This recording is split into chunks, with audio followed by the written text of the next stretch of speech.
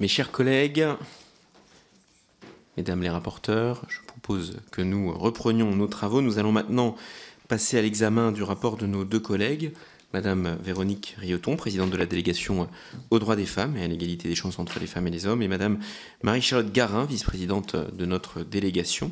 Je tiens à les remercier, ainsi que l'ensemble de nos collègues présents aujourd'hui.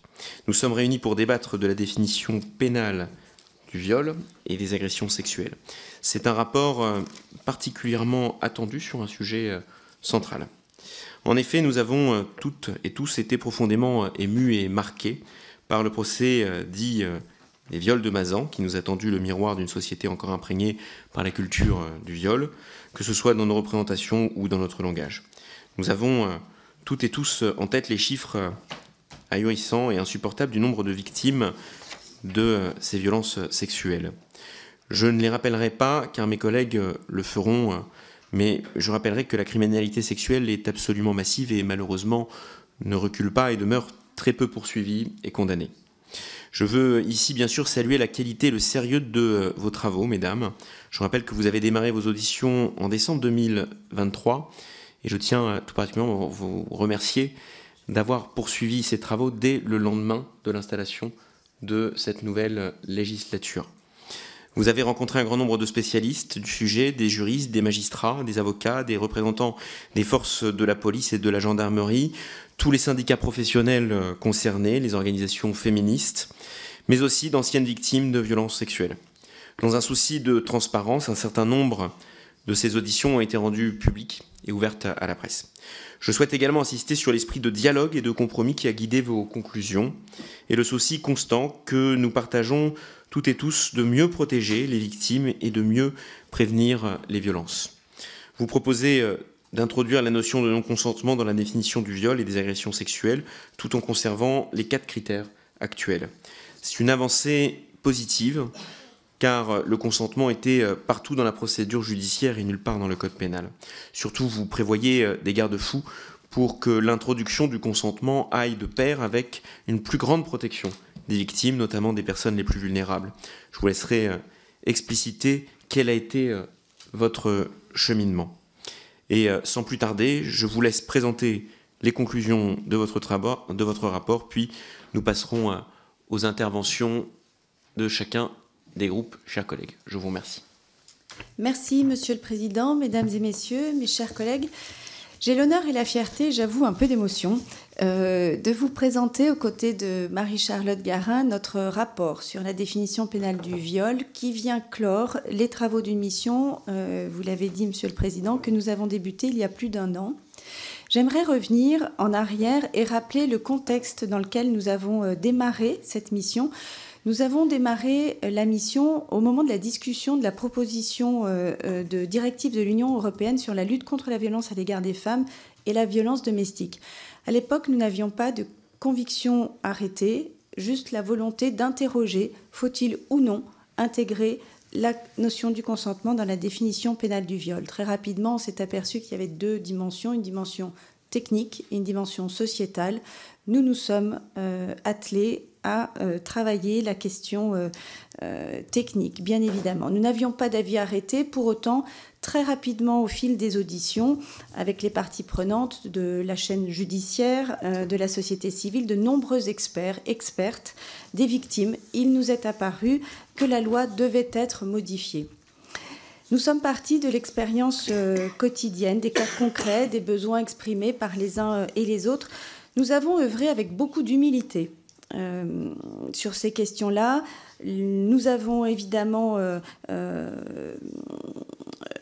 eu des informations sur les côtés d'expertise des associations féministes, mais également surtout des victimes. Et je souhaite ici remercier tous ceux qui ont contribué dans cette réflexion et rendre hommage évidemment à toutes celles et ceux qui luttent quotidiennement contre les violences sexuelles. Je souhaite très rapidement remercier ici également les équipes avec lesquelles nous avons œuvré, respectivement pour l'administration par Agathe Lehanec et puis Tiffaine Coignet, et particulièrement mon équipe Myriam Kadouri-Espinas et aujourd'hui Emma Scudery.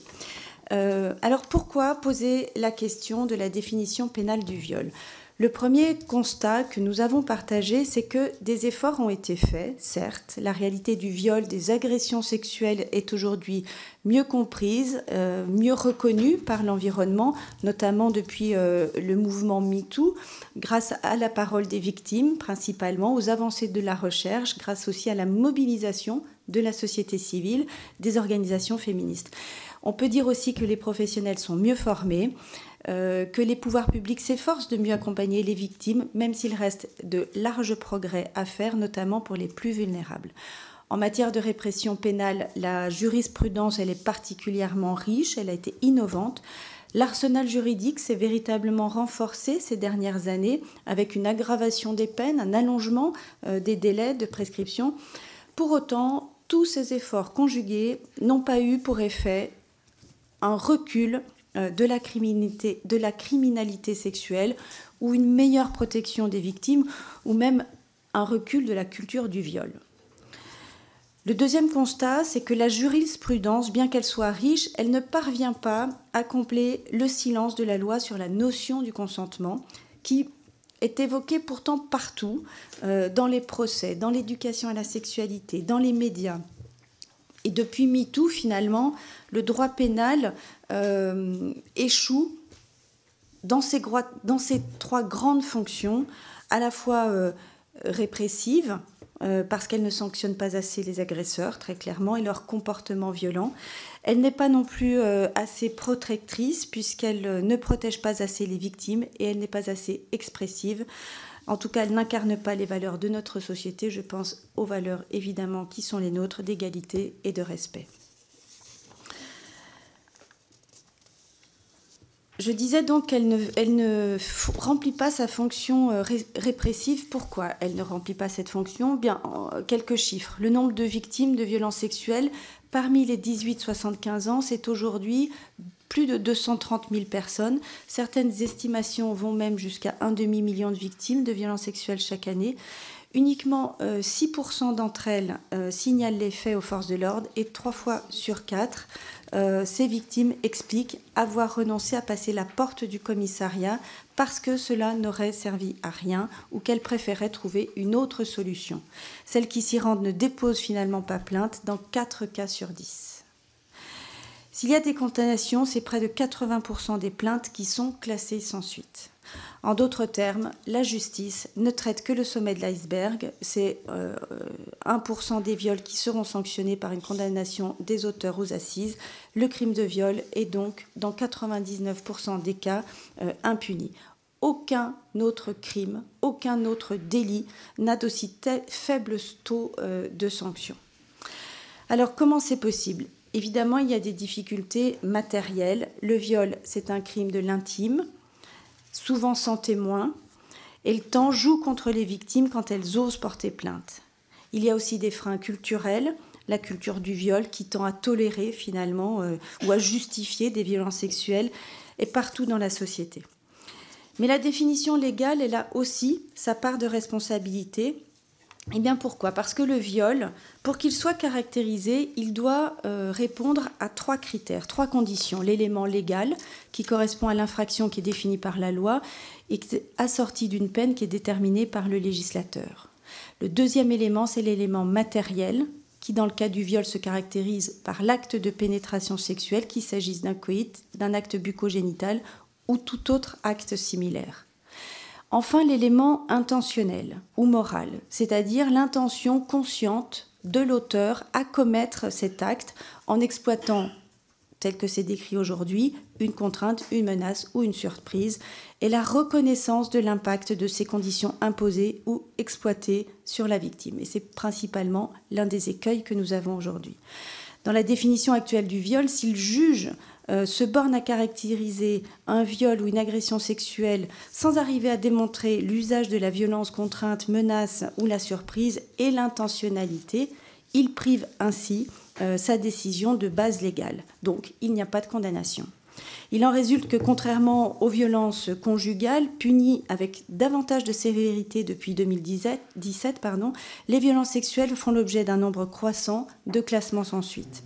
Par ailleurs, dans les cas de sidération traumatique ou de situation de vulnérabilité, des cas qui sont majoritaires où il n'y a ni violence ni contrainte, parce que la victime connaît l'agresseur ou qu'elle est sous emprise, bien, si la victime a dit non, mais ne s'est pas débattue, si elle est paralysée par la peur, si elle a bu, si elle est droguée, si elle dépend entièrement de son agresseur, elle n'a donc pas manifesté son désaccord et il n'y aura pas de poursuite et pas de condamnation. Le taux de condamnation, il est en réalité si faible qu'il en dissuade les victimes de porter plainte. Je citerai évidemment ici un élément qui m'a beaucoup touchée dans le début de nos travaux, c'est les propos du magistrat François Lavallière, quand il dit « S'agissant du viol et de l'agression sexuelle, je ne parviens pas à expliquer l'état actuel de notre droit français, si ce n'est en me référant à l'histoire et aux préjugés sexistes et patriarcaux qui continuent à prévaloir. » Il dit aussi « Il m'est souvent arrivé de dire aux victimes lors d'audience « Madame, je vous crois. Cependant, je ne pouvais, au regard des éléments recueillis dans la procédure et des exigences imposées par la loi, condamner l'auteur. » Il a même ajouté devant notre délégation que, compte tenu de droit actuel, il hésiterait, bien que magistrat, à inviter une victime à porter plainte. Cela n'est pas acceptable. Alors, deuxièmement, je vous indiquais, le droit ne remplit pas sa fonction protectrice. Je citerai encore une fois un témoignage assez poignant de la journaliste Julia Foyce devant notre délégation, je la cite également. Au début, lorsqu'on me demandait si une victime devait porter plainte, je répondais oui. Aujourd'hui, je réponds que je ne suis pas sûre. Il faut que la victime ait un peu d'argent, qu'elle soit très bien entourée et qu'elle s'apprête à perdre. Parce qu'elle a une chance sur 2 que sa plainte ne soit pas reçue au commissariat. 9 chances sur 10 pour que sa plainte soit classée sans suite. Et s'il arrive dans l'arène judiciaire, elle a de fortes chances de se faire maltraiter. Suffisamment maltraitée pour que, 25 ans après, j'en ai encore la gorge nouée. Ce sont donc les paroles de Julia Foyce. Alors les victimes ne sont pas suffisamment protégées. Elles peuvent subir une forme de traumatisation secondaire lorsqu'elles ont le courage de porter plainte. Les interrogatoires, les investigations se concentrent aujourd'hui sur la victime, précisément pour démontrer l'élément intentionnel et la preuve de la coercition. On a ainsi demandé à Gisèle Pellicot si elle avait des penchants exhibitionnistes. On va aller fouiller, remettre en cause le passé sexuel de la victime. Pire, leur traumatisme et leur vulnérabilité se retournent contre les victimes. Les enquêteurs et les experts ne sont pas peu formés au psychotraumatisme. C'est pour cela que de nombreuses victimes en France refusent encore de porter plainte. 8 plaintes ont été déposées devant la Cour européenne des droits de l'homme pour dénoncer ces cas de traumatisme secondaire par l'institution judiciaire. À nouveau, cette situation n'est pas acceptable. Troisième dimension, la loi pénale ne remplit pas sa fonction expressive. Plus de 10 ans après MeToo, compte tenu de la demande sociétale, le droit ne devrait-il pas énoncer plus clairement ce que doit être un comportement normalement diligent dans le cadre d'un rapport sexuel consenti? La rédaction actuelle contribue au maintien d'un malentendu sociétal sur ce qu'est une bonne victime, un vrai viol, et sur la présomption de consentement ou de disponibilité sexuelle des victimes. Pourtant, toute personne initiant un contact sexuel devrait s'assurer du consentement libre et éclairé de l'autre. Et le consentement devrait garantir la liberté de choix de chacun à tout moment du contact sexuel. Personne n'a le droit d'accéder à l'intimité de quelqu'un sans son accord. Ne faut-il pas que ce principe soit clairement énoncé par la loi, notamment auprès des jeunes que nous prétendons vouloir éduquer à une vie affective, relationnelle et sexuelle respectueuse. Le manque d'éducation à une vie affective et sexuelle respectueuse et à une culture du consentement en France alimente la culture du viol. Selon certaines études, on a encore 36% des 18-24 ans qui pensent qu'une femme peut prendre du plaisir à être humiliée ou injuriée. 23% estiment qu'elle peut prendre du plaisir à être forcée et 2/3 des enfants de moins de 15 ans, 1/3 des enfants de moins de 12 ans ont déjà eu accès à des images pornographiques contenant des scènes violentes et dégradantes. Alors l'inscription du consentement dans la définition pénale du viol doit contribuer à changer de paradigme et remettre en question les préjugés sexistes dans les relations affectives et sexuelles. Et pour ces raisons, nous pensons qu'il est temps de modifier la définition pénale du viol. Alors bien sûr, nous sommes conscientes que la simple modification de la loi ne pourra pas à elle seule répondre à l'ensemble des difficultés rencontrées par les victimes de viol. Elles sont multifactorielles. Nous pensons aussi que la formation des professionnels, les moyens attribués aux institutions, à la prise en charge des victimes restent une priorité.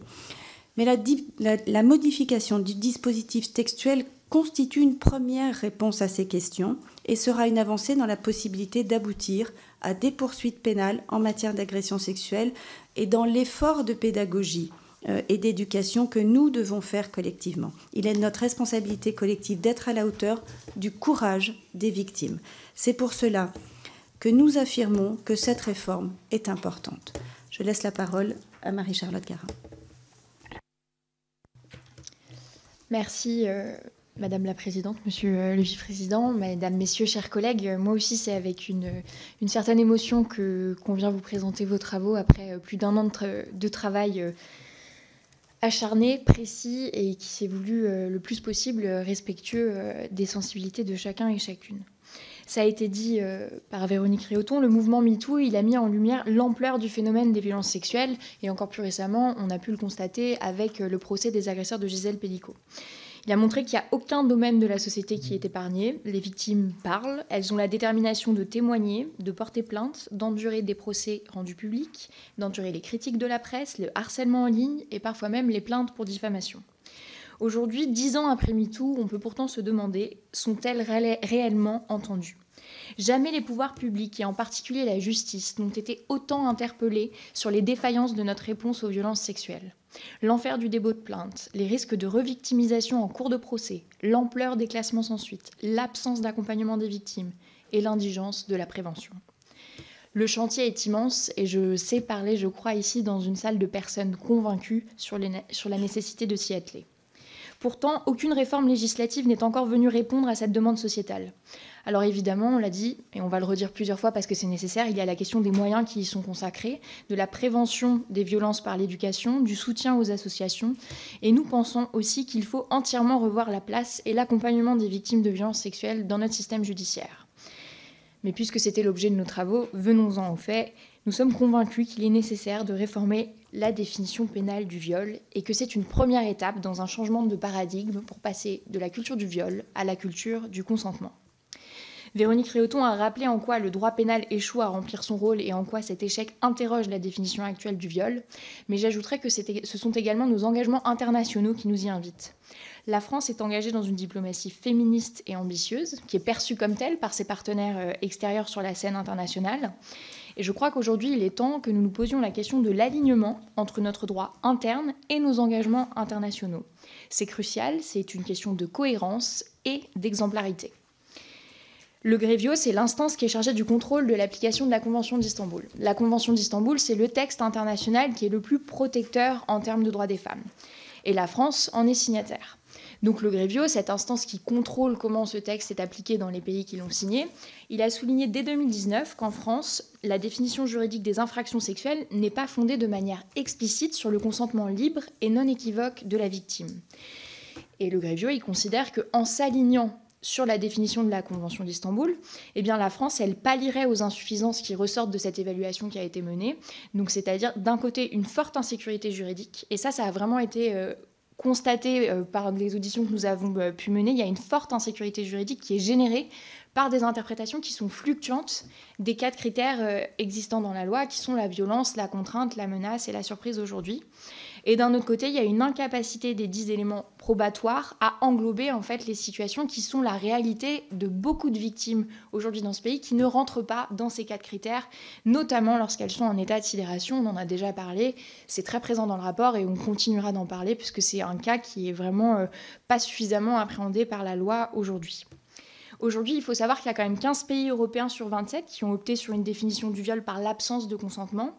Et il y a beaucoup de pays, là, on a une vague ces dernières années avec beaucoup de pays qui changent la loi. Très récemment, on a pu avoir l'Espagne et la Belgique dans nos voisins. Et on a aussi eu la Suède. L'exemple de la Belgique, il est intéressant parce que c'est le droit pénal qui est le plus proche du nôtre. Donc ça nous montre. Et moi, j'ai pu discuter avec Sarah Schlitz, qui est notre homologue parlementaire belge, qui nous dit que même s'il est trop tôt pour avoir une évaluation globale du changement dans la loi. Elle a interrogé le ministre de la Justice et les premiers retours sont plutôt très positifs, notamment dans le nombre de dépôts de plaintes. Il y a eu une hausse suite au changement de la loi et du code pénal belge. Idem pour la Suède, qui est un exemple dont on parle pas mal dans le rapport. Il y a des effets très probants. Et dans une dernière audition que nous avons menée auprès d'Amnesty International récemment, ils nous ont confirmé par leurs collègues en Suède que la dernière évaluation qui date de décembre vient confirmer ces résultats positifs. Et puis je le rappelle aussi, la France va bientôt rendre publique sa stratégie internationale en termes de diplomatie féministe. Et en juillet, elle va accueillir une grande conférence internationale sur le sujet. Et donc, nous le disions tout à l'heure, cohérence et exemplarité, on ferait bien de se le rappeler régulièrement. Pour rappel, le président de la République et 2 gardes des Sceaux se sont dits favorables à une modification de la loi pour redéfinir le viol dans le code pénal. Pour préciser peut-être les conclusions de nos travaux sur comment est-ce qu'il faudrait la modifier, nous sommes arrivés sur 4 grands axes qui vous seront distribués dans la petite synthèse qu'on a prévue qui résume le rapport, si tant est que vous n'avez pas la passion pour aller lire 80 pages qui ont été extrêmement bien rédigées, je tiens à le préciser. En résumé, les 4 grands axes. Le premier, c'est introduire la notion de non-consentement. Tout simplement pour éviter aussi les pièges de non-consentement, réaffirmer qu'il y a bien la distinction entre ce qui relève de la sexualité et ce qui relève du viol. Et la frontière entre les deux, tout simplement, c'est est-ce que l'on a consenti ou pas. Donc ça, c'est un critère qui semble presque une évidence assez simple, parce que simplement le consentement est au cœur de nos relations et on doit pouvoir le réaffirmer aussi dans la loi. Le deuxième élément, c'est que bien entendu, nous maintenons les 4 critères actuels. C'est quelque chose dont nous avons acquis la conviction très rapidement lors de nos auditions. Il ne s'agit pas de supprimer les 4 critères de violence, contrainte, menace et surprise. Ils sont essentiels parce qu'ils permettent de mettre en valeur certaines stratégies des auteurs et aussi parce qu'ils ont aujourd'hui créé une jurisprudence qui est précieuse et dont il ne s'agit pas de se passer. Le troisième élément, c'est préciser la façon dont le non-consentement va être apprécié au regard des circonstances environnantes. Tout le monde comprend bien ici que si on consent en disant oui, mais qu'on le fait en ayant un pistolet sur la nuque, personne ne peut dire raisonnablement que c'est un consentement qui est valide, n'est-ce pas? Donc on vient vraiment donner un outil supplémentaire au juge pour qu'il aille interroger s'il y a eu un consentement et si la personne mise en cause dit qu'il y a eu consentement, comment est-ce que ce consentement a-t-il été recueilli? Et ça, c'est très important. Et puis, on l'a vu notamment lors de la défense des agresseurs de Gisèle Pelicot, n'est-ce pas, qui utilisaient le consentement en disant « Non, mais je savais pas, j'avais pas compris qu'elle n'était pas consentante, j'avais pas vraiment l'intention de violer. » Donc là, on vient apporter de la clarté sur ce point-là et on donne un outil supplémentaire aux juges et aux enquêteurs. Dans ce contexte, on vient donc permettre de s'interroger, d'aller interroger la personne mise en cause. Quelles mesures raisonnables avez-vous pris pour recueillir le consentement auprès de madame ? C'est ça qu'on vient faire et qu'on veut systématiser. Le dernier élément, c'est nous voulons préciser les cas où le consentement ne saurait être déduit. Et là, on revient à l'exemple de la sidération dont nous parlions tout à l'heure, qui est, nous, les chiffres que nous avions lors de nos auditions, c'est que dans 77% des cas, les victimes sont en état de sidération. Vous imaginez le nombre de femmes et de victimes qu'on laisse sur le bord de la route si on ne vient pas changer la loi pour mieux appréhender les cas de sidération. Ça nous permet donc de prendre en compte les cas de sidération, mais pas que. Véronique évoquait les personnes qui vont avoir des vulnérabilités temporaires, par exemple quand on est sous l'emprise de substances, soumission chimique, alcool. C'est tout cela qu'on veut venir appréhender et c'est pour ça que c'est très important qu'on puisse border le consentement, ce qu'on en dit, ce qu'il est et ce qu'il n'est pas. Vous rassurer enfin sur le fait que la rédaction que nous proposons et qui vous sera distribuée juste ensuite garantit le respect des grands principes de notre droit, qui sont la présomption d'innocence et la non-rétroactivité de la loi. Nous veillons évidemment à ce que l'écriture que nous proposons ne porte pas préjudice aux affaires en cours. Ça semble assez évident, mais ça va mieux en le disant. Et pour nous, modifier la loi, modifier la définition du viol dans le code pénal, c'est une première pierre que nous jetons face au mur de l'impunité dans ce pays. Ça ne va pas tout résoudre. Il n'y a pas de baguette magique. On l'a dit, et on insiste et on le répète, c'est écrit dans le rapport et vous allez nous entendre le dire très régulièrement. Il nous faut aussi plus de formation pour les forces de police, pour les forces de justice. Il nous faut aussi plus de moyens dédiés et des moyens stables pour que les associations puissent faire leur travail sur le temps long. Il nous faut aussi bien évidemment un outil de prévention majeur avec l'éducation à la vie sexuelle et affective. Donc c'est, si je puis dire, le début du chemin. Ça ne va pas tout résoudre, mais nous pensons que c'est un début qui est essentiel et fondamental. Et je terminerai enfin en rappelant que le viol s'enracine évidemment dans des rapports humains qui sont inégaux. qu'il se nourrit d'une culture du viol qui est globale aujourd'hui dans notre société, qu'il nous faut combattre collectivement. À ce titre, nous appelons le gouvernement et l'ensemble des parlementaires à prendre leurs responsabilités. Et je terminerai moi aussi en remerciant les équipes qui nous ont accompagnés, donc Nathalie Lebar, Tiffaine Cognier, nos équipes aussi respectives à Véronique et moi, qui ont fourni un travail titanesque ces dernières semaines pour que vous puissiez, vous, avoir entre les mains un travail de qualité. Donc en cela, je les remercie. Et enfin, peut-être un petit mot de calendrier, puisque nous vous disons que c'est la première étape. Nous déposons donc la proposition de loi. Dans la foulée, Yaël Braun-Privé, présidente de l'Assemblée nationale, saisit le Conseil d'État. Donc nous allons être amenés à discuter de notre texte, à l'enrichir pour consolider et avoir un avis du Conseil d'État, ce qui nous permettra une inscription, nous l'espérons, en semaine transpartisane fin mars, début avril. Et ça ne sera évidemment que le début de l'aventure parlementaire pour ce texte. Et Véronique, je te laisse compléter si tu veux. Oui, on voulait simplement dire que nos travaux s'inscrivent dans une dimension collective. Eh bien, aujourd'hui, ce n'est pas un point final, c'est un démarrage de la vie législative de ce texte et qu'on considère vraiment que les 3 mois avant son inscription et puis ensuite, le travail collectif d'alliance avec le Sénat également, les commissaires aux lois. Enfin, on a un ensemble d'échanges à travers cette navette parlementaire qui nous ralliera pour les mois à venir. Voilà, nous remercions. Merci beaucoup, mesdames les rapporteurs, pour vos interventions et pour la qualité de ce travail et pour les documents remis également de présentation synthétique.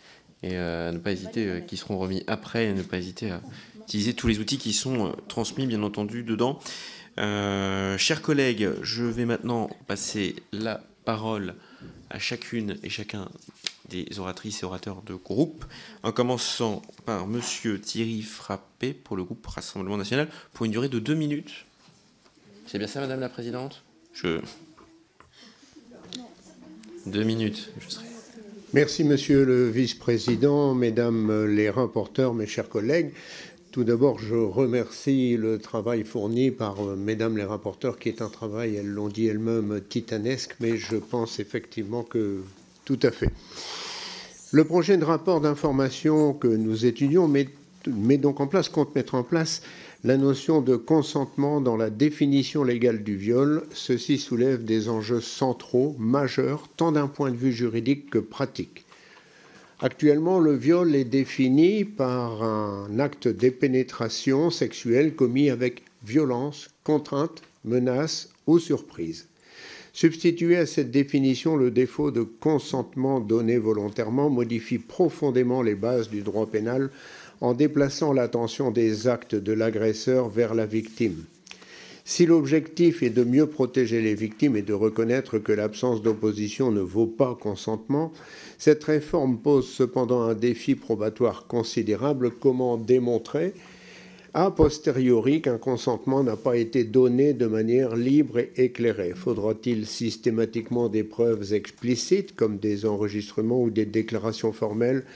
Ces interrogations soulèvent le risque d'une insécurité juridique accrue avec des effets contraires aux objectifs affichés. De plus, en replaçant le débat sur l'état intérieur de la victime, cette approche pourrait renforcer la pression psychologique sur celle-ci, voire dissuader certaines personnes de porter plainte. Enfin, les expériences étrangères, notamment en Espagne avec la loi Solo CSC, doivent nous alerter sur les dérives potentielles. Mesdames les rapporteurs, la France dispose déjà d'un cadre répressif solide. Ne devrions-nous pas privilégier des mesures garantissant à la fois la protection des victimes et la sécurité juridique sans affaiblir le droit pénal? Je vous remercie. Merci beaucoup. La parole est à Madame Julie Delpech pour le groupe Ensemble pour la République. Merci, Monsieur le Vice-président.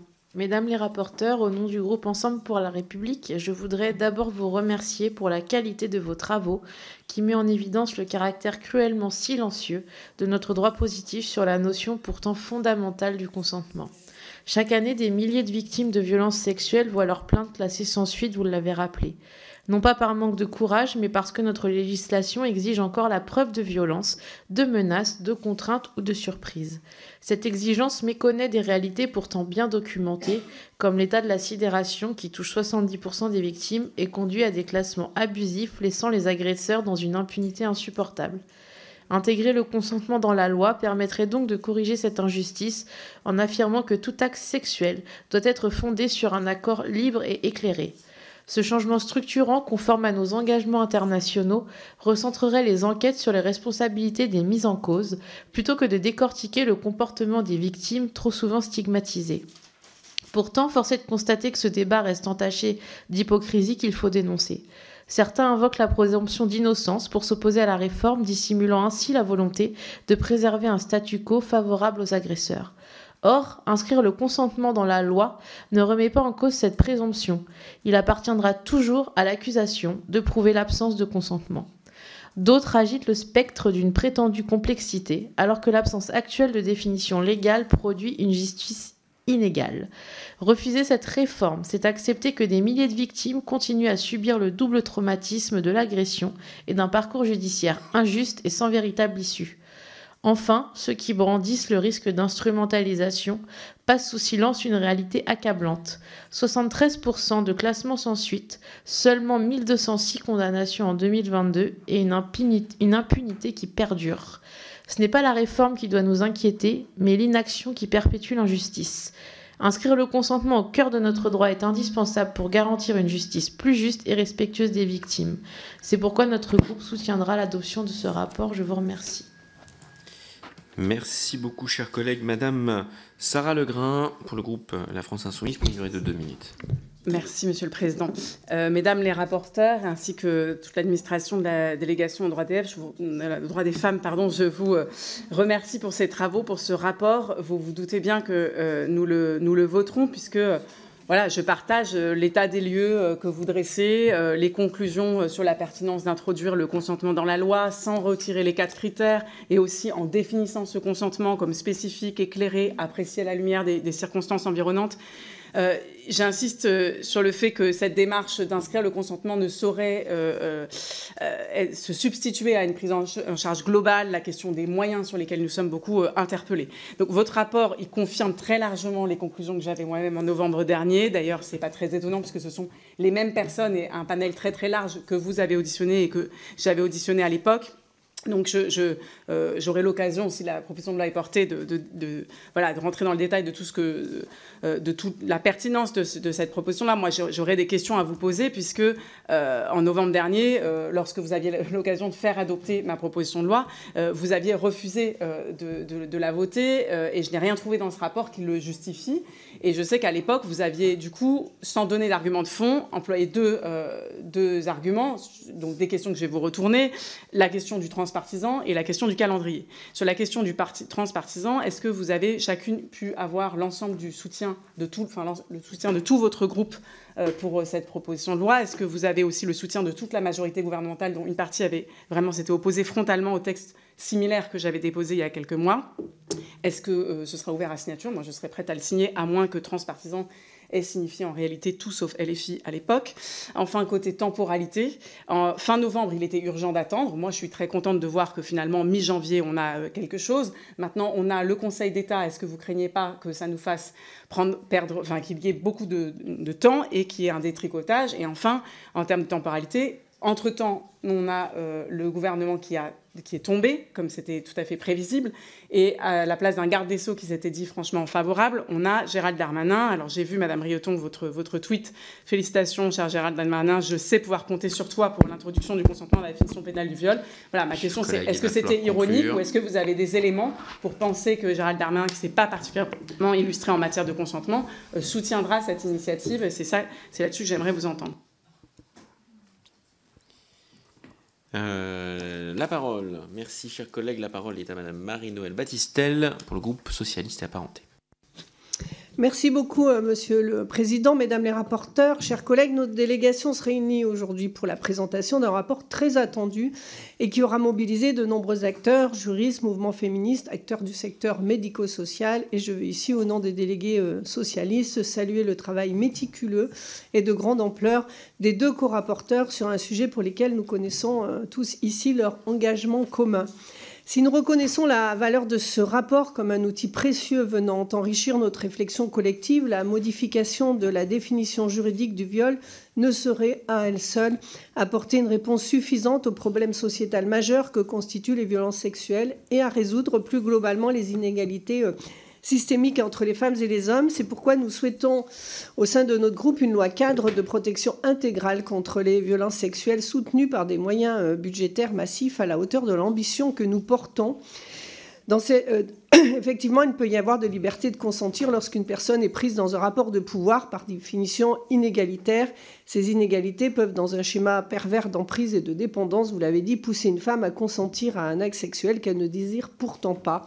Dans cette veine, le rapport met également en lumière les difficultés liées à l'impunité autour de la répression judiciaire du crime de viol, des écueils qui s'illustrent clairement par un taux de condamnation extrêmement faible par rapport au nombre de plaintes déposées. Et c'est trop souvent la victime qui se retrouve scrutée dans le cadre de la procédure judiciaire, une réalité exacerbée par la persistance de stéréotypes sexistes dans les prétoires. Et dans ce cadre, nous regrettons, mais je sais que c'est extrêmement compliqué, que les préconisations formulées dans ce rapport ne proposent pas de rédaction claire. J'ai compris que nous allions tous collectivement y contribuer et ça forgera notre conviction au sein de notre groupe qui, avec beaucoup d'humilité, nous reconnaissons que c'est extrêmement complexe et que nous ne sommes pas forcément tous aujourd'hui alignés. Monsieur le Président me fait les gros yeux, donc je vais conclure en disant que le groupe socialiste vaudra évidemment en faveur de la publication de ce très bon rapport qui constitue une pierre de plus dans notre réflexion collective pour une meilleure protection des victimes, mais que le chemin reste encore long, même s'il est pavé de très bonnes intentions, et nous serons mobilisés et vigilantes à vos côtés, mesdames les rapporteurs, pour faire progresser la cause des femmes victimes de violences et leur permettre de bénéficier d'une réponse judiciaire adéquate. Merci beaucoup. Merci beaucoup, chers collègues. Pour le groupe Droite républicaine, Madame Sylvie Bonnet. Merci, Monsieur le Vice-président, Mesdames les rapporteurs, pour tout d'abord cette présentation. La réforme de la définition du viol est en effet nécessaire. Et le terrible procès de Mazan nous l'a récemment rappelé, avec les arguments glaçants des prévenus qui ont osé dire qu'ils ne savaient pas que leur victime n'était pas consentante. Au-delà de cette réécriture du Code pénal, il est urgent de mieux accompagner les victimes qui, pour l'instant, n'osent pas aller porter plainte, souvent par peur d'être jugées, jaugées, dénigrées. J'ai rencontré il y a quelques jours la mère d'une enfant de 4 ans, violée par son père. Son témoignage m'a bouleversée. En plus des difficultés pour faire enregistrer la plainte, le père a gardé un droit de visite sur sa petite victime, malgré une ordonnance de protection. La prévention de ces crimes odieux doit être renforcée par l'éducation et la lutte contre la pornographie qui entraîne la culture du viol. Le chantier est considérable, mais il doit être prioritaire. Bien évidemment, le groupe Les Républicains soutiendra cette proposition. Merci. Merci beaucoup, chers collègues. Pour le groupe écologiste et social, Madame Sandra Régol. Merci et merci, mesdames, pour votre travail. On parle là, effectivement, attendez, j'ai du mal avec le micro, d'une question sociétale que l'on se réfère au moins de 1% des personnes, des violeurs qui sont condamnés, qu'on se réfère à cette culture du viol omniprésente, mais surtout de plus en plus valorisée, notamment via les réseaux masculinistes et l'extrême droite, et le fait que nous ne soyons pas exempts en politique de ces effets, aux USA, en Angleterre bien sûr, mais en France également. Cette culture, elle fait peser un poids direct et lourd sur toutes les femmes. Cette peur de savoir comment est-ce qu'on va s'habiller, comment est-ce qu'on va se déplacer, quelle attitude on va adopter, dans quel milieu on peut adopter telle ou telle attitude. C'est un épuisement généralisé et c'est aussi avec ça qu'il faut rompre aujourd'hui. Il faut rompre en reprenant l'arme de la main des agresseurs. parce que le flou autour de la notion de consentement, il ne joue que pour eux et tout le temps. Il faut être, même quand on fait le choix de porter plainte, il faut être la bonne victime, avoir le bon ton, dire la bonne chose, ne pas être trop forte, ne pas être trop faible. Ça, il faut arrêter. Alors pour aider les victimes, il faut clarifier la loi. Et ce que propose ce rapport, c'est de redonner aux victimes leur voix, leur dignité et leur sécurité. Ce que propose ce rapport, c'est de reprendre cette arme des mains des agresseurs et de la retourner contre eux. Ce que propose ce rapport, c'est d'affirmer que dans une société respectueuse et égalitaire, le consentement n'est jamais indéfini, jamais présumé, jamais laissé à l'interprétation d'un agresseur. Alors merci beaucoup, mesdames, d'avoir pris le temps d'écouter. Ce n'est pas toujours le cas. Il fallait écouter parce que les critiques, mais surtout les inquiétudes étaient nombreuses et elles étaient légitime.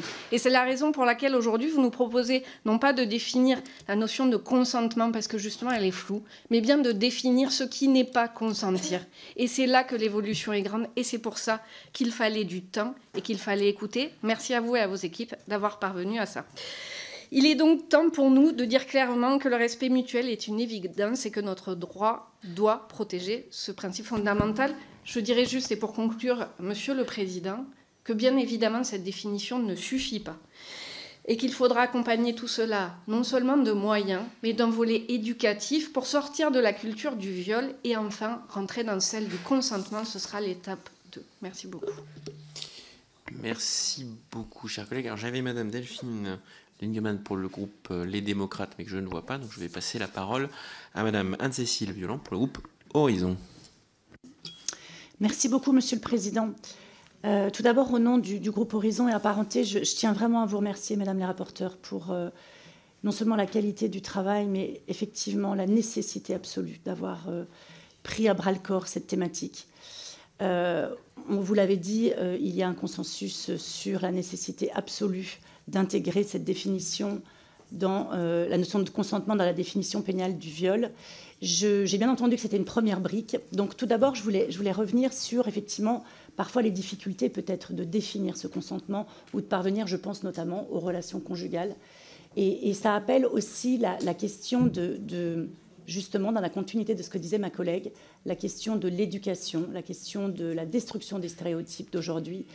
Malheureusement, et ça c'est mon passé de psychologue qui me montre que trop souvent une femme se croit obligée justement de se soumettre à son mari. Et je pense que dès l'enfance, dès vraiment le premier âge, il faut absolument que l'on éduque nos jeunes filles à comprendre que le consentement lui appartient en plein. On éviterait évidemment beaucoup de situations dramatiques. Et j'ai juste envie de terminer avec une citation que vous avez reprise dans votre rapport du maître Marjolaine Vignola qui déplorait que le consentement, bien qu'il n'apparaisse pas justement dans la définition et dans la loi, il est au cœur des dossiers puisqu'il est devenu une arme de défense des agresseurs. Donc un immense merci pour votre travail. Merci, chers collègues. La parole est maintenant pour le groupe Lyotte à Madame Martine Froger. Merci, Monsieur le Président. Merci pour le travail très complet que vous avez réalisé toutes les deux. Et je tiens aussi à saluer la détermination que vous avez eue à faire avancer la question de la lutte contre les violences sexuelles et sexistes. Merci à toutes les deux. Donc la question du vol est... De ce point de vue, la situation ne s'améliore pas et vous l'avez confirmé dans votre rapport. Cependant, il y a un premier constat et que la part infime de condamnations participe aussi, pour une grande part, à une culture d'impunité qui est un frein majeur à l'expression des victimes. Autre constat, l'interprétation des éléments matériels qui définissent le viol en l'état actuel du droit, à savoir la violence, la contrainte, la menace et la surprise, ne permettent pas de prendre en compte de nombreux cas caractérisés par un état de sidération de la victime, une situation d'emprise ou encore d'abus de vulnérabilité. Cette lacune du droit aboutit dans de trop nombreux cas à des classements sans suite en raison d'infractions insuffisamment caractérisées et comme vous le disiez, Madame la rapporteure, ce n'est plus acceptable. Il est donc urgent de combler cette lacune et je partage les préconisations que vous proposez. J'ai d'ailleurs eu l'occasion de faire des propositions pour compléter et préciser le cas dans lesquels il ne peut y avoir consentement en raison de l'abus par l'auteur de certains facteurs de vulnérabilité de la victime. Cette nouvelle disposition sur le consentement est donc selon moi une étape nécessaire d'une réforme globale que nous devons mener, car faire évoluer la loi sur le viol, c'est également peser sur les représentations collectives des violences sexuelles. Alors naturellement, j'entends que cette nouvelle définition divise juristes, associations féministes, élus et magistrats. Pour autant, les opposants considérant qu'elle risque au final de desservir les victimes en plaçant les débats sur le comportement de la victime plutôt que sur celui de l'auteur. Ils nous mettent en garde contre notamment un renversement de la charge de la preuve. J'aimerais vous interroger sur ces inquiétudes au regard des enseignements qui peuvent être apportés par la mise en œuvre déjà en cours chez nos voisins européens, qui, je le rappelle, ont été nombreux à intégrer ce critère de consentement dans leurs droits. Et bien évidemment, le groupe Lyotte votera cette proposition. Merci beaucoup, chers collègues. Pour le groupe GDR, Karine Lebon.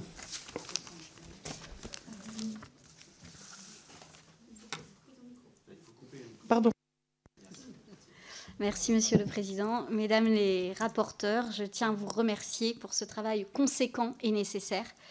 Parce que oui, il y a beaucoup de travail à mener pour déconstruire les idées et clichés sur ce que serait un vrai viol. Pour beaucoup, lors d'un viol, la victime se débat, elle crie et fait preuve de beaucoup de force pour échapper à son agresseur. Alors quand dans un commissariat, on pose la question à une femme venue déposer plainte pour viol si elle a joui, ou encore quand on lui dit que si elle a bu, elle est forcément consentante, on mesure l'ampleur du travail qui nous attend. Quand dans un procès récent, les arguments des accusés sont « le mari était d'accord, donc la femme aussi » ou « je croyais qu'elle était morte » ou encore « si j'avais voulu violer une femme, j'en aurais violé une belle », on se rend compte à quel point la route vers la culture du consentement sera longue. Les représentations que se font les jeunes de la sexualité doivent aussi nous alerter. Selon une étude Ipsos, 23% des 18-24 ans pensent que beaucoup de femmes prennent du plaisir à être forcées et 36% qu'elles apprécient être humiliées et injuriées. 23% estiment que lorsqu'on essaye d'avoir des relations sexuelles avec elles, beaucoup de femmes disent non, mais en fait ça veut dire oui. Il faut noter, justement, que 15% seulement des élèves concernés ont eu accès aux 3 séances annuelles d'éducation à la vie affective, relationnelle et sexuelle prévues par la loi. Alors je crois que nous sommes toutes et tous d'accord. Si l'objectif de ces travaux est de permettre un plus grand nombre de condamnations et de mieux prendre en compte la parole des victimes, notre objectif commun est surtout de réduire le nombre de VSS en France. On a aussi l'exposition précoce des jeunes, majoritairement des garçons, au contenu pornographique. Ça aussi, ça pose question. Comment sensibiliser et limiter leur exposition réellement ? Et puis, pour revenir sur la culture du viol, vous dites dans votre rapport, un nombre croissant de pays ont inscrit le consentement dans leur définition pénale du viol, avec un effet positif sur la lutte contre l'impunité. Donc l'intégration de la notion de consentement dans la définition pénale du viol a eu pour effet une augmentation des condamnations. Donc ça, évidemment, c'est positif. Un premier pas serait donc franchi avec l'inscription de l'absence de consentement dans la loi. Mais nous le savons toutes et tous ici, ce premier pas ne serait pas la seule réponse. Alors, de manière plus générale, quels sont les autres moyens autres que la loi pour lutter contre la culture du viol ? Je vous remercie. Merci, chers collègues. Je n'ai pas vu Madame Lingemann revenir parmi nous. Par contre, j'ai vu au moins 2 questions. Une première de Madame Virginie Duby-Muller. J'avais Madame Catala, Madame Thibault Martinez et... Alors, je crois qu'il y a une question pour le groupe Horizon complémentaire. D'accord. Donc, Virginie Duby-Muller, puis Céline Thibault Martinez. Merci, Monsieur le Président. Tout d'abord, permettez-moi de vous remercier, Mesdames les rapporteurs, pour la qualité de votre travail sur ce sujet difficile qui va au-delà de la définition pénale du viol. La réponse pénale est aujourd'hui insuffisante contre les viols et les moyens doivent être renforcés pour l'ensemble de la chaîne judiciaire. Et donc cette réforme est une première étape et je salue ce travail transpartisan. Loin d'un quelconque opportunisme politique, il répond à un débat et apporte des réponses claires sur les évolutions législatives qu'il serait pertinent d'actualiser et de préciser pour protéger les victimes. Aujourd'hui, 15 pays membres de l'Union européenne sur 27 intègrent le non-consentement dans la définition du viol. Après avoir lu votre rapport, une question m'interpelle. Dans la section dédiée au débat européen, vous mentionnez, page 55, l'exemple de la législation suédoise et la notion de viol par négligence. Cette notion a été mise en lumière en France dans le cadre d'une affaire très médiatisée impliquant un joueur de football français accusé d'agression sexuelle dans une boîte de nuit à Stockholm. Pourriez-vous revenir sur ce concept de viol par négligence et en préciser les contours juridiques? Pensez-vous que l'introduction d'un tel dispositif dans la législation française pourrait renforcer la réponse pénale face à ce type d'agression? Merci beaucoup, Madame Dumilier. Madame Thibault-Martinez. Et ensuite, je redonnerai la parole à nos deux rapporteurs. Oui, merci au rapporteur pour le travail qui a été fait et présenté. Moi, je voudrais peut-être qu'on précise, parce qu'à la lecture du rapport, même s'il est très fourni et qu'on y trouve une somme importante d'informations, et notamment un panorama des législations sur le viol et sur le consentement en Europe, on comprend bien à la lecture du rapport que la problématique de la reconnaissance du viol et des agressions que subissent les femmes, ça ne repose pas que sur la définition pénale de ce crime, mais ça repose aussi sur un dispositif beaucoup plus soutenu qui concerne la justice, qui concerne la police, etc. etc. Vous avez cité les pays qui ont modifié leur définition du viol en introduisant le consentement, et notamment la Belgique. Moi, je voudrais insister sur le fait que, en modifiant cette législation, la Belgique a aussi modifié la manière dont on accueille une victime, une personne qui se présente à la police, qui se présente devant les autorités pour signaler qu'elle a été violée, notamment en termes de collecte de la preuve. Donc moi, j'aimerais savoir si dans les travaux que vous avez conduits, vous avez tenté d'estimer les effets attendus de cette réforme, et si le texte que vous proposez, à un moment, il pourrait être assorti de recommandations, ou en tout cas dispose la justice, dont dispose la police, pour justement collecter ces preuves, parce que c'est un point important, et d'ailleurs vous le soulignez dans le rapport. Je vous remercie. Merci beaucoup, chers collègues. Je vais redonner la parole à Madame Lingemann pour le groupe Les Démocrates, qui avait dû faire un aller-retour en séance publique. Et donc, bien entendu, pour l'expression du groupe Les Démocrates, chers collègues, vous avez 2 minutes. Merci, Monsieur le Président. Effectivement, j'étais obligée de retourner dans l'hémicycle, mais me revoilà. Mesdames les rapporteurs, chers collègues, le procès des viols de Mazan a tristement mis en lumière la question de la définition du viol dans le droit pénal. Le courage exemplaire et empreinte de dignité dont a fait preuve Gisèle Pellicot nous oblige tous. Avec ce procès et avec le mouvement MeToo, la honte a commencé à changer de camp et le viol sort progressivement du tabou. Ce mouvement de libération de la parole salutaire est porteur d'espoir. Mais si la parole s'est libérée, le traitement judiciaire des violences sexistes et sexuelles présente encore, comme vous l'avez rappelé, de fortes lacunes. Dans cette perspective, je tiens à saluer le travail des 2 co-rapporteurs et plus généralement de l'ensemble de la délégation des droits aux femmes. Les rapports sont édifiants. 8 victimes de plainte, et ces victimes renoncent à porter plainte pour diverses raisons, mais aussi et surtout parce que 73% des dépôts de plainte sont classés sans suite en matière de violence sexuelle. Ce sentiment d'impunité condamne les plaies des femmes meurtrières à ne plus jamais se refermer. Et il est d'autant plus difficile de se reconstruire lorsque la justice ne reconnaît pas ce que vous avez subi. Il est désormais de notre devoir en tant que législateur d'être à la hauteur en adaptant le droit aux situations de ces victimes. Intégrer le consentement dans la définition pénale du viol permettrait de lever les ambiguïtés qui résultent de l'absence de cette notion dans le code pénal. La jurisprudence a tenté d'y remédier, mais le juge pénal est tenu par le principe d'interprétation stricte du droit pénal. Le juge ne peut ni modifier le sens d'un texte législatif, ni en étendre le domaine. Il doit en respecter le sens exact. Une modification du droit pénal pourrait donc avoir un effet très important et bénéfique. En raison de ce même principe d'interprétation stricte, il est cependant primordial d'agir avec mesure au risque de générer des effets contre-productifs, voire totalement néfastes. La situation actuelle que vous avez rappelée aussi en Espagne l'illustre parfaitement. La loi sur les violences sexuelles, qui a placé la notion de consentement explicite au cœur de la définition des délits sexuels, a eu des effets pervers conduisant à l'abaissement des peines pour certains condamnés.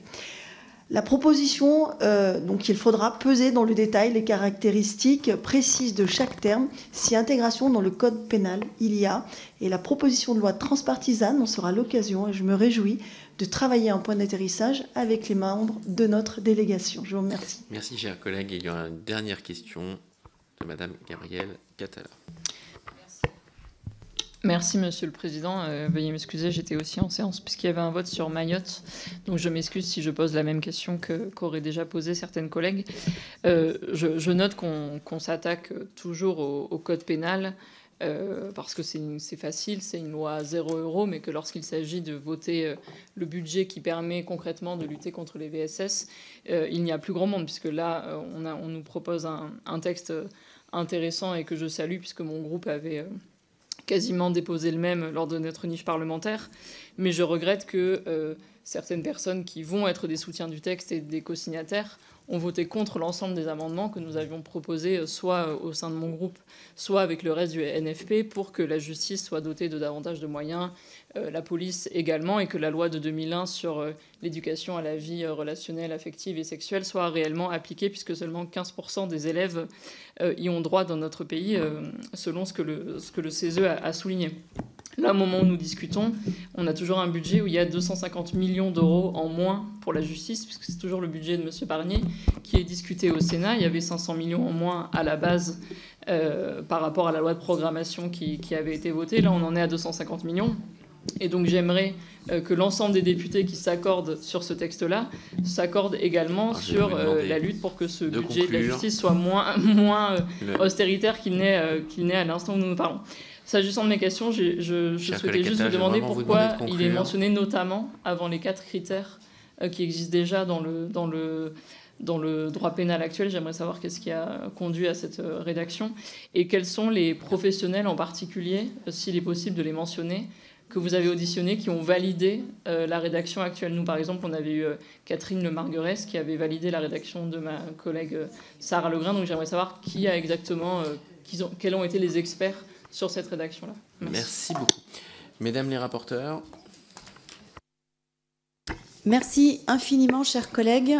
Comme je conserve ma capacité à gérer le temps aussi, on essaye de boucler à 17h30, Monsieur le Président, cette fois. Alors, vous avez, pour le coup, vous n'êtes pas tenus par le temps, mesdames les rapporteurs. Donc, si. Non, mais je vous laisse répondre et pour tenir les délais. 35.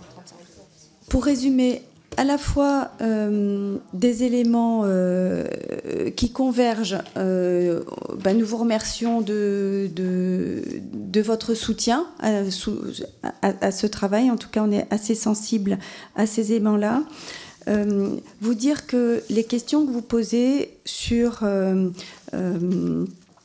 finalement ce qu'on a déjà rencontré, que ce soit quelquefois sur les avocats, quelquefois sur les associations féministes. Donc les éléments négatifs sont, ou en tout cas questionnants, on a déjà quand même beaucoup répondu dans dans notre rapport.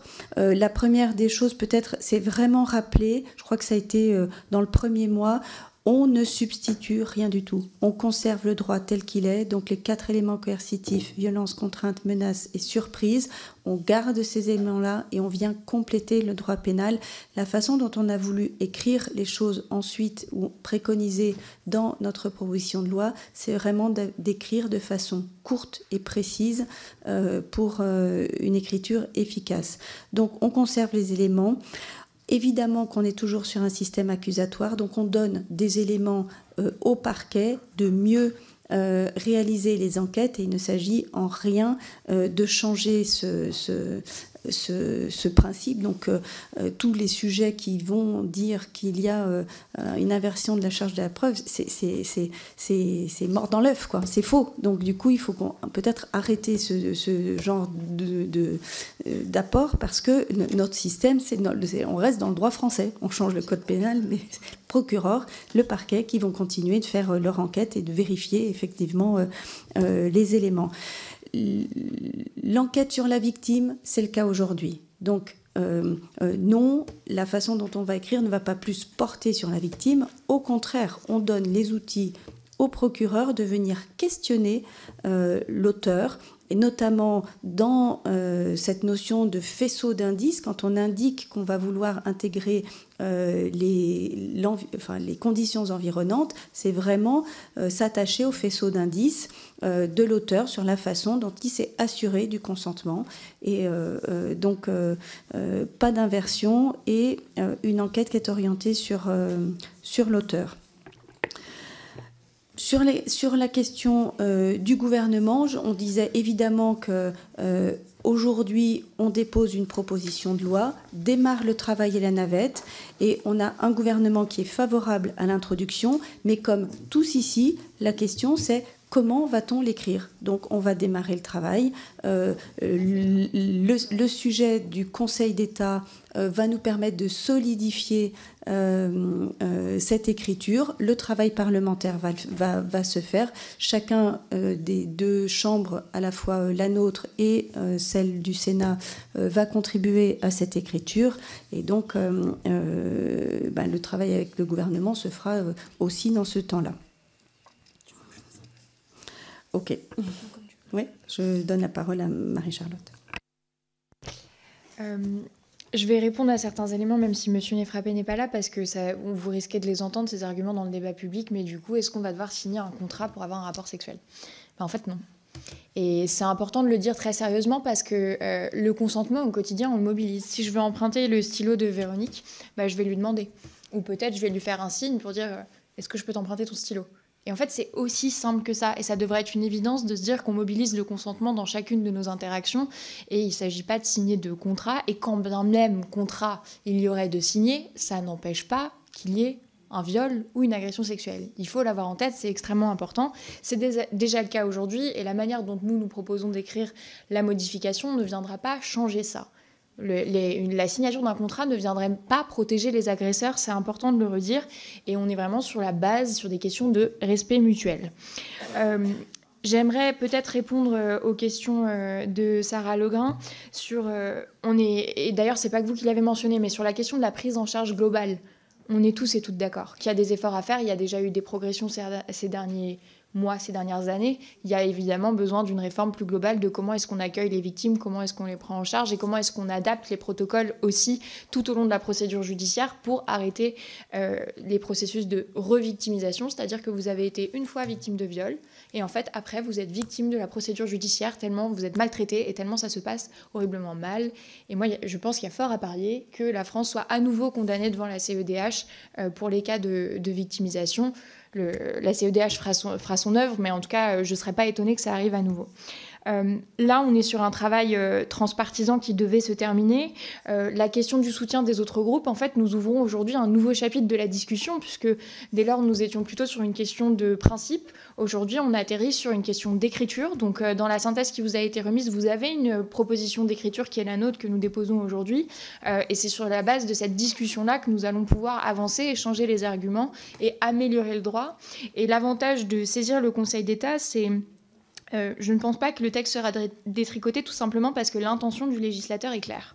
Notre intention, elle est très claire avec le dépôt de cette proposition de loi, mais par contre, on gage que le texte sera renforcé et nous permettra d'éviter de perdre du temps si jamais il venait à être saisi par ailleurs plus tard. Donc il sera renforcé en termes de sécurité juridique. Et moi, je suis ravie de voir que dans la plupart des textes qui ont déjà été déposés, les 4 axes que nous dégageons se retrouvent. Pas dans tous. Évidemment, il y a différentes manières d'écrire la loi, donc il y a des choix qui sont différents. Et nous avons fait des choix qui sont les nôtres, qui sont précis, qui ont été guidés par un travail mené conjointement avec les experts et expertes avec lesquels nous avons travaillé. Et bien entendu, collectivement, le Parlement sera amené à débattre et à voter sur le sujet. Peut-être, Madame Bonnet, vous évoquiez la difficulté des plaintes. Je vous invite vraiment à lire dans le premier paragraphe de la synthèse les chiffres qui nous rappellent quand même que 8 victimes sur 10 ne portent pas plainte parce qu'elles ne pensaient pas que ce n'était pas assez grave, 24%, que ça n'aurait servi à rien, 24% aussi, que leur témoignage ne serait pas pris au sérieux par les forces de l'ordre, 16%, ou qu'elles voulaient éviter que cela ne se sache. Donc ça illustre pleinement la difficulté. Et j'aimerais aussi vous préciser qu'on s'est retrouvés dans nos travaux parlementaires face à des difficultés immenses pour avoir des chiffres qui soient solides, consolidés, comparables d'une année sur l'autre, sur les ordres de grandeur en termes d'infraction, des chiffres qui soient vérifiés. Et en fait, c'est pas normal que dans ce pays, on soit incapable d'avoir des chiffres suffisamment solides pour mener des politiques publiques d'ampleur pour lutter contre les violences sexuelles. Et en fait, ça dit un manque d'intérêt politique aussi. Et ça, je crois qu'en fait, c'est pas acceptable, quoi. On est 10 ans après MeToo, c'est pas normal qu'on soit pas en capacité de dire combien de femmes ont été violées cette année, combien de femmes ont porté plainte, etc., etc., etc. Alors, je vais redemander un peu de silence dans la salle, s'il vous plaît.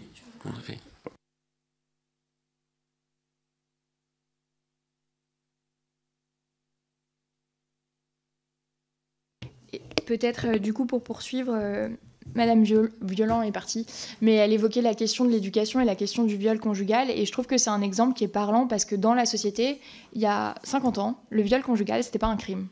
Il était admis qu'un mari puisse violer sa femme. Et en fait, le droit a évolué parce que la société a évolué. Et donc, ce qu'on propose aujourd'hui avec la réforme du Code pénal, c'est d'évoluer parce que la société a évolué également. Madame Duby-Muller, le viol par négligence, il n'est pas question de l'inscrire dans la loi. À aucun moment, c'est ressorti des différents échanges qu'on a pu avoir, y compris avec les nombreuses expertes. On pense qu'il faut garder une définition qui soit claire d'une infraction et pas la possibilité d'une infraction qui dise « Oups, j'ai pas fait exprès ».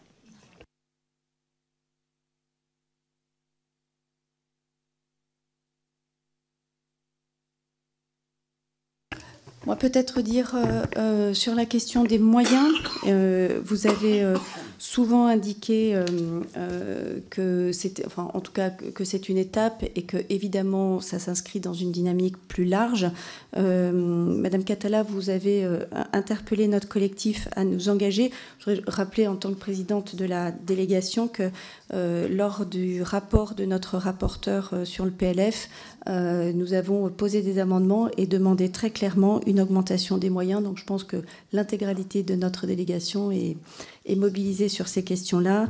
Et ça, évidemment que changer le code pénal n'est qu'une brique, on l'a beaucoup dit, à la fois sur les moyens. En fait, il y a deux axes, hein, les moyens et en même temps l'éducation. Je crois qu'on a un vœu pieux, c'est quand même qu'à travers le fait qu'on change le code pénal, ça donne un signal très fort sur la société, que ça irrigue également du point de vue de l'éducation dans un changement des rapports femmes-hommes et que toutes, tu le disais plus largement, mais en tout cas que tout acte sexuel puisse être précédé d'une recherche de consentement.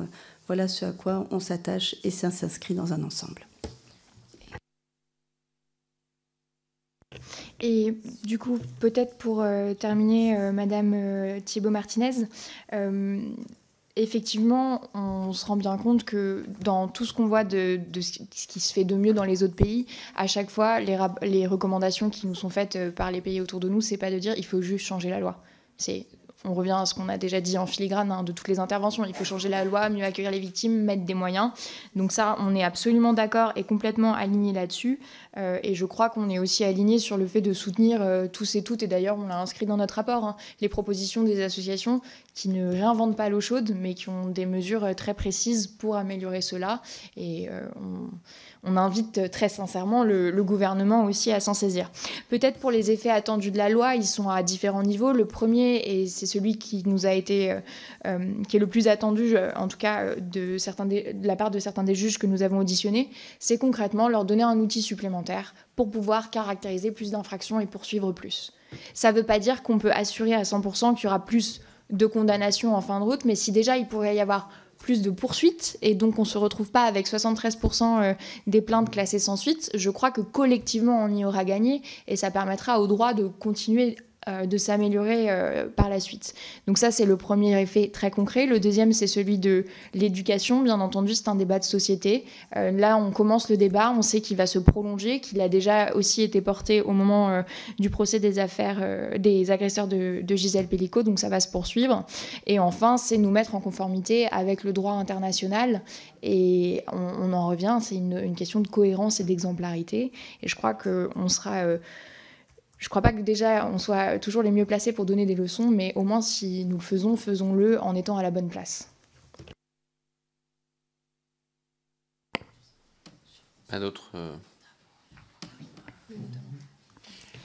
Et peut-être juste pour répondre sur une question technique de Madame Catala, dans la synthèse, vous pouvez voir qu'effectivement, dans notre proposition de loi, on utilise le terme « notamment », et c'est vraiment ce qui est clé, parce que c'est vraiment le terme qui nous permet d'ouvrir, donc de conserver la jurisprudence des 4 critères actuels qui sont la violence, la contrainte, la menace et la surprise, mais c'est l'outil que nous donnons aux juges pour qu'ils ne soient pas contraints exclusivement par ces 4 critères, et pour éviter qu'on se retrouve dans des situations où les juges nous disent je croyais la victime, mais je ne pouvais pas poursuivre parce que je ne pouvais pas caractériser le viol suffisamment parce que je n'avais pas violence, contrainte, menace ou surprise. Donc c'est ce notamment qui fait pivot et qui ouvre en fait la possibilité de caractériser pour le juge. Merci beaucoup, mesdames les rapporteurs, et merci beaucoup, chers collègues, pour votre présence en nombre cet après-midi pour la présentation importante de ce rapport qui était attendu. Je vous propose maintenant qu'on passe au vote alors sur la publication. Si c'est de la publication du rapport que nous votons, pas la proposition de loi. Les débats reviendront après, une fois que nous aurons eu l'avis. Alors juste pour rappeler quand même que là, il y aura une proposition de loi, une saisie du Conseil d'État, et seulement ensuite, eh bien, le dépôt et le début du parcours législatif. Donc, nous votons pour la publication de ce rapport. Qui est pour la publication? Donc, je pense que c'est à l'unanimité adopté. Donc, le rapport sera publié. Bravo, Madame la Présidente et Madame la Vice-Présidente, pour ces travaux, et en ayant, eh bien, je pense, hâte que nous puissions les poursuivre le plus rapidement possible. Merci beaucoup à toutes.